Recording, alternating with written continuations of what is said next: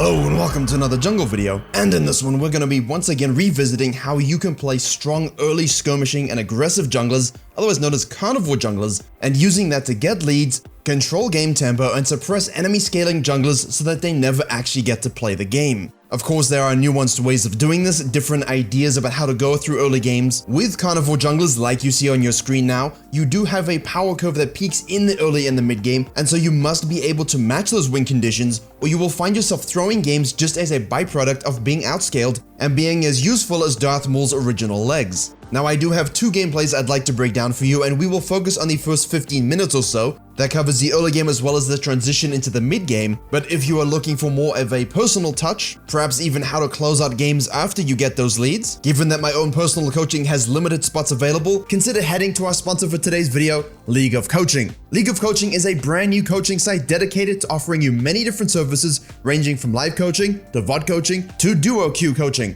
All of this from master to challenger coaches with many more to come. You can see each of the coaches' hourly rates and services, earn loyalty points from your sessions, and also have the opportunity to chat and play with them so you can suck more knowledge from them than Fiddlestick sucks from your team when he gets a penta. So make an account, edit your profile, and get loyalty points which you can then use for 10% discounts. All available by clicking the link in the description below.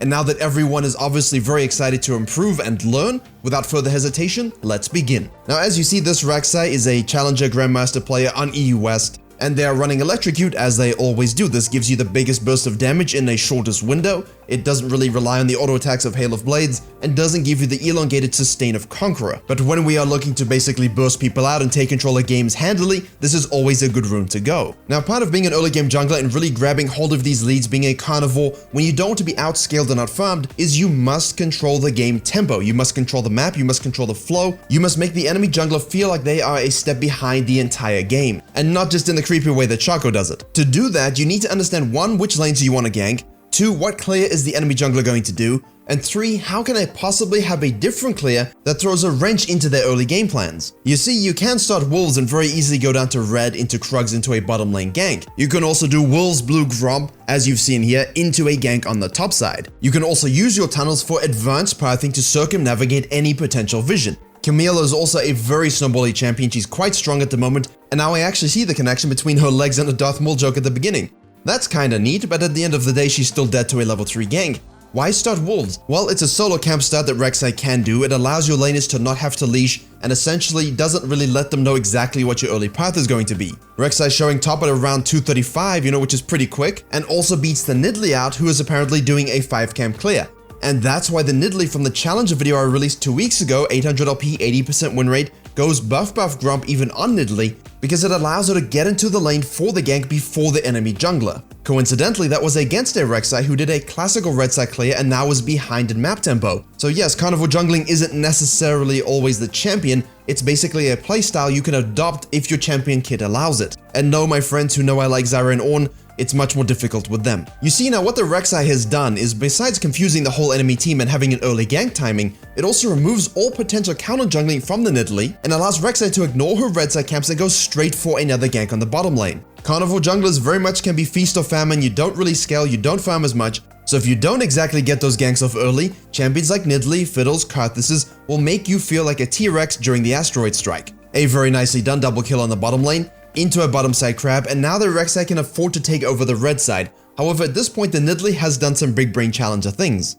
Rek'Sai shows top with 12 CS, no red buff, earlier than expected, and all lanes arrived on time, which signified no leash. The Nidalee is a good player and recognizes, hey, you know what? That camp should be respawning at around 347 to 350, which it does. Because Rex is on the bottom side, she gets to take it. Good tracking, a little bit of counter jungling, but the Rek'Sai is controlling the tempo and forcing the Nidalee to adapt to a game plan and not do what she wants to do in order to win. Stage 2 of being a good carnivore jungler is that you don't often need a lot of itemization early to be strong. That level 3 to 4, you're absolutely fine with your base damage and base items, and this means when bottom lanes reset, buy, and get back to lane, if you don't exactly want to go back yet and you're tracking the Nidalee to supposedly come down to her second tier wolves and gromp, why not hang around and do a quintessential carnivore jungler thing? The good old repeat gank. It's very good to get an early gank in whatever's the most gankable lane in accordance with your jungle route. It's also then very good to find another lane that you want to snowball and repeat and abuse. Very often this will be bottom lane because you can get the 2-for-1 special, you get dragon control, and you can drive the enemy jungler mad by having them basically have to follow you all the time.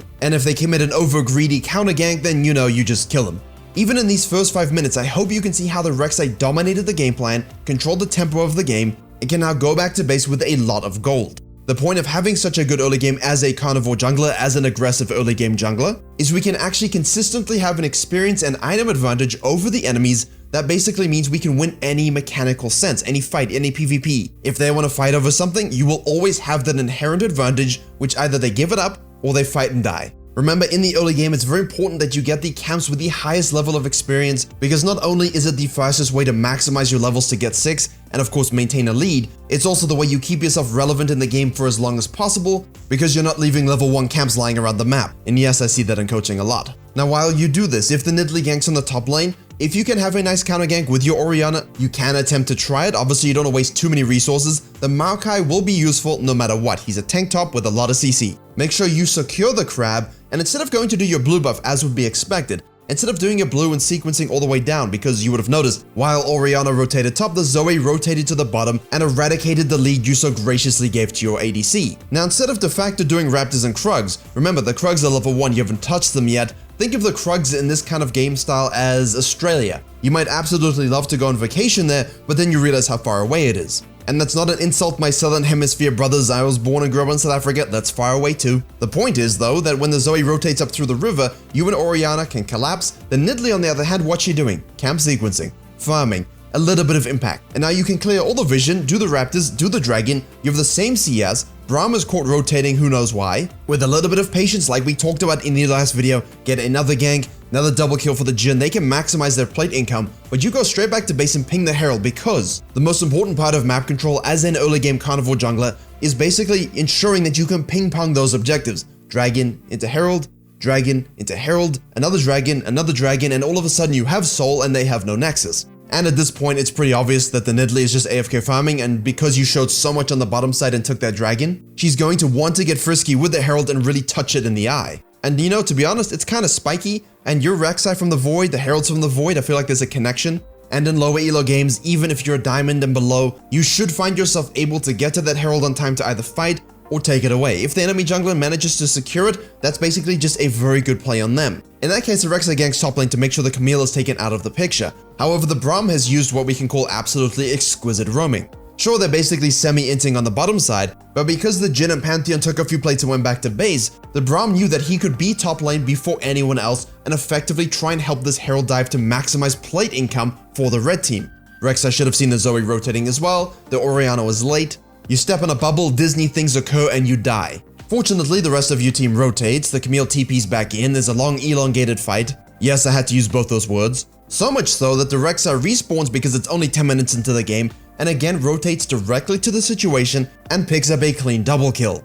So the moral of the story for aggressive junglers looking to climb is that you must always rotate to try and control the objective tempo. The reason that we're looking to have these strong leads and big itemization spikes is because when this fight breaks out, and it always does, that you can have the best chance to dominate and succeed in this fight, which is why people say, well, you know, I throw it 15-20 minutes, and then I go look at the first 10 minutes, and instead of having a 20,000 gold lead, you know, you're down 100. And when you have a little bit of downtime, Blue Grump Wolves, and when you see the Nidalee show up, clearly she wants to use a Herald, very predictable. Do your red and head off to counter gank and basically use your lead for the good of the Empire, and to stop them getting any sort of gold swing back in their favor, because honestly, they don't deserve it. And finally, what do you think you should do? I don't often ask questions in videos. You counter gank bottom lane, you clear vision, you finally end the Krug's misery and remove them from the map. Now it's time to spend our gold and go back to base. Where would you go after going back to base?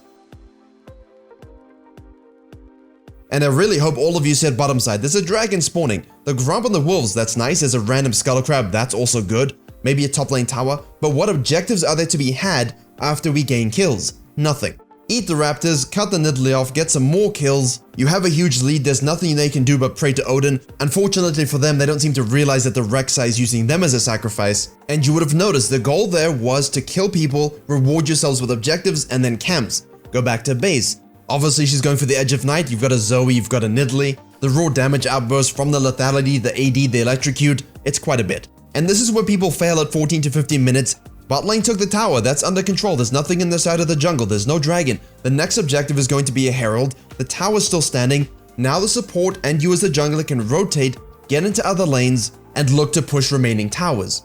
And now you get into the jungle, you set traps, you clear vision, you steal their camps, you isolate them and remove them from the game. The best way to see exactly how you should close out and match your win conditions is either watching those videos, I'll link them below, or actually getting that 1v1 coaching I talked about at the beginning of the video. Now for the second game, it's obviously going to be a little bit shorter because sometimes you simply don't want to gank too soon as laners aren't ready to receive your goodness. It's all very well getting to top lane by 230, but if everyone's level 2, there's no CC, it's a bad matchup, the wave's in a bad state, you don't actually want to force it and make things worse. As a counterpoint, if the enemy is also an early game jungler or skirmisher who you are afraid will defeat you 1v1, or even better, you recognize that your mid and top lane are at disadvantages and thus you don't have prio and you would lose 2v2, it can be better to simply do your 4-camp clear, as this Elise does, take the Raptors and head to the bottom side, reverse field, look to make your play in another lane where it can be better received. And remember with ganking to use good pathing, circumnavigate vision, have your early scan if you're in higher elo, and maybe, just maybe, you might be lucky enough to receive a triple kill like this Elise does. And you will say to me, well, that's a bit more lucky, and I'll say, you know, to a degree, but at the same time she understood the lane matchups, how to play the Lee Sin, and put herself in a position to capitalize. That is one of the hardest things to do as a carnivore feast or famine jungler. You might think, well, you know, I tried to make plays happen, but you were not in the right place at the right time because you did not have an accurate read on the state of the game. Whereas in the Rek'Sai's case, you don't care about the state of the game because you are the state of the game. When the world isn't set up on a platter for you like the Elise, you have to capitalize and make the best of the situation, and when it's provided to you, use your mechanics, come out on top. And because Elise did the reverse clear, that means she did blue, grump, wolves, red, raptors into the bottom lane gank. When she resets, the next camps that will be the highest tiers will be Grump, Wolves, and Raptors. That falls in really nicely to the tenet I said in the first example, repeat and abuse, repeat gank, be the lightning that strikes twice, or 3 times, or 4 times. And because the Lee Sin showed top lane holding that for Akali, a nice gentleman, it does give prio for the Elise to simply transition that gank into an early dragon.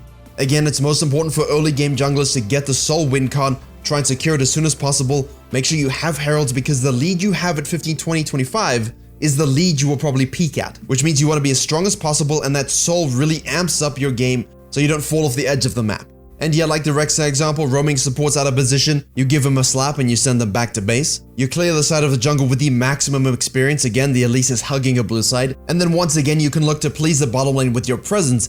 You may be a Sinnoh champion, but the holy water is not possessed by the enemy team. However, the closest thing they do have is of course a ward. So you know, if you're being camped, you should try use those. The Vayne also wants to reset, which means the Elise should also reset. Now take her sinning ways to the top side. Why? Ping pong objectives. There's a herald, let's gank the top side, make the Lee Sin glad he can't actually see because watching this game must be really painful, and then translate that into a herald. So what did the Rek'Sai do in the first example? Exactly the same thing, look to get back to base and do the herald, but the Elise's tempo control was so significant that the Lee Sin was not in position to capitalize to try and steal this herald away. You know why? Because she did this so quickly that the herald hadn't even spawned yet. That's Korea for you. And as with all carnivore junglers, reward yourself by taking a red buff, you've done good work. Look to gank in a lane where you haven't had presence, in this case mid, catch the Zoe over the wall, E-cocoon, she dies. And when I talk about jungle flow, this is it. Because the Lee Sin was forced to basically counter jungle and be on the bottom side, away from the objective, you not only took it, you then took your red side into a gank in the mid lane, which puts you in his jungle, which gives you prime pathing to counter gank them on the bottom lane. I absolutely love when you have a strong early game, you control everything so well that it just seems like the planets are aligned, that you can just control every aspect of the game. Now, it's not often that this will happen for you, but if you're doing these things and having good practices like in the Rek'Sai game, like in this Elise game, you're not going out of the way to farm all your camps in a perfect sequence like a Karthus, you're simply looking to take them to get the maximum experience, use that impact on a lane, spend your gold, do the same thing, and then reward yourself with some more camps afterwards. In between, you're getting those objectives which help your team, and you never lose sight of your one true purpose: kill laners, get rich. And of course, camp them as hard as you can, as you are seeing the Elise is continuing to do so, and you should be well on your way to having such big leads by 15 and 20 minutes that even when you have the inevitable throw, misposition, enemy makes a comeback, your advantage is so great that you are able to withstand it and still close out and win. Maybe you will have to repent just a little bit, but it's worth the LP. Thank you very much for watching. I hope you were able to enjoy and learn something. Please do like, share, and comment if you did. Don't forget to head to the Twitch channel as well as the secondary YouTube channel for more jungle content. Maybe to the Patreon to support the content in another way. I appreciate all the support, and as always, I will see you all in the next tutorial.